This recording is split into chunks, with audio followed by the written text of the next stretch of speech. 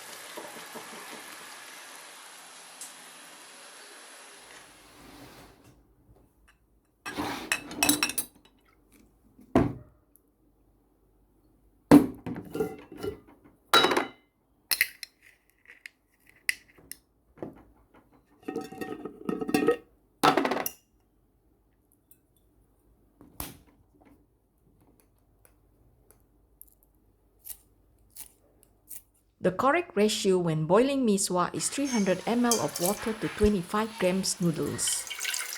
Mee sua is also a delicate noodle which makes it easy to break the noodles to lengths that you want.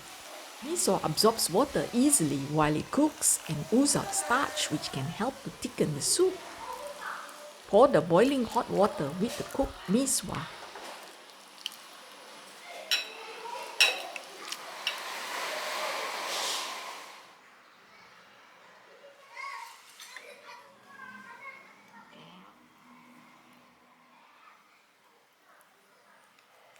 Subscribe to our channel. See you next week. Thanks for watching.